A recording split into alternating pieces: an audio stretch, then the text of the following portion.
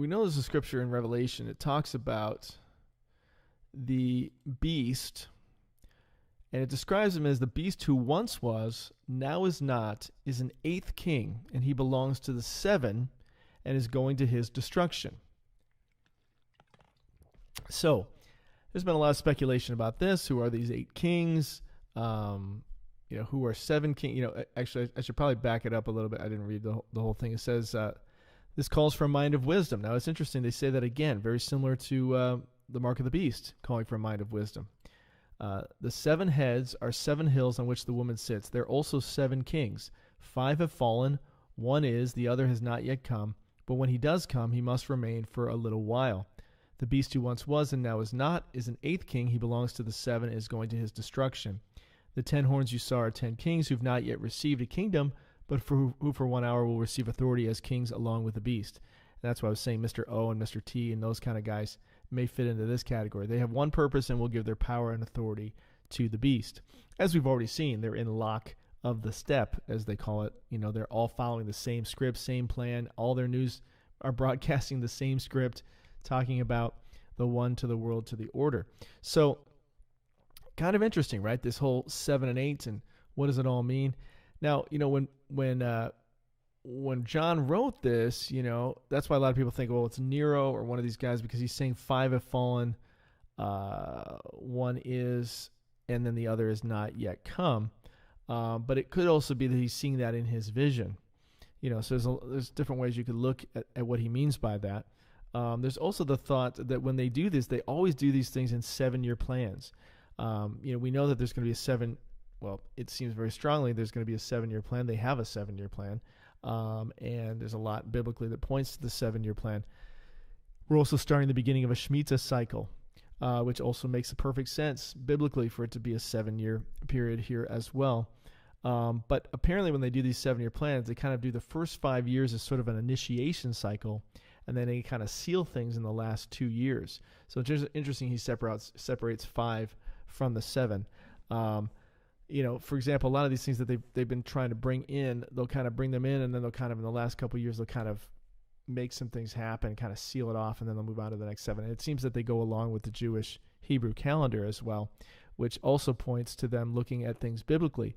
I mean, we know that people like GATES and have picked the number 666 intentionally. They obviously picked that intentionally for his feathers, I mean, they're doing this intentionally. They're very aware of biblical prophecy, and they seem to have no trouble being the ones to fulfill these dark prophecies. Now, speaking of 7 and 8, here's something to consider. And this kind of blew me away. Charles, he's known as Charles III, right? But he really isn't the third. He's actually the 8th king. Of the Holy Roman Empire as they call it, there have been 7 Charles. 7 Charles that have ruled in the Holy Roman Empire. And the very first emperor was Charles. It started with King Charlemagne, who's known as Charles I.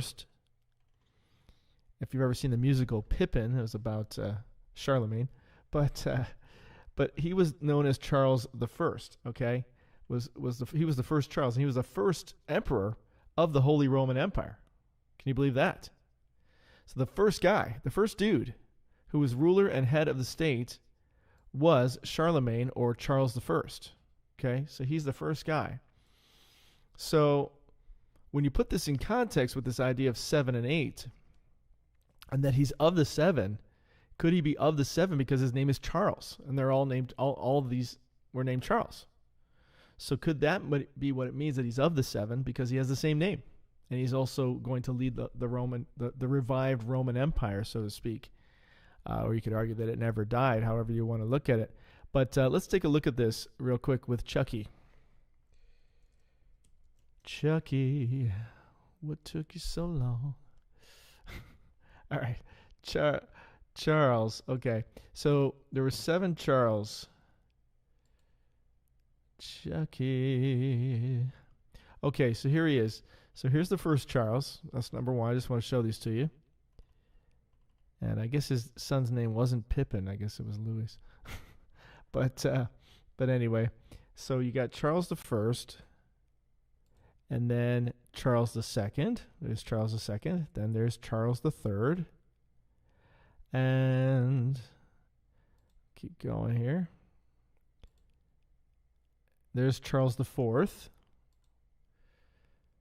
and this is almost like the Pope prophecies, how it all lines up. Here's Charles the Fifth.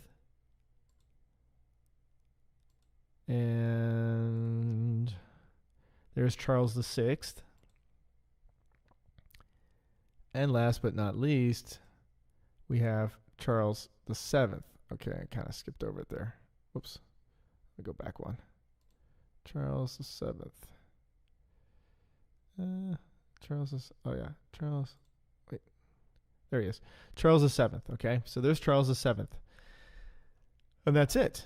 That's it. Let me go down to another list here. There's no more Charles after that in the Roman Empire. So Charles the First, here's the thing. They both started and ended with Charles. Oh, that's what I forgot to tell you.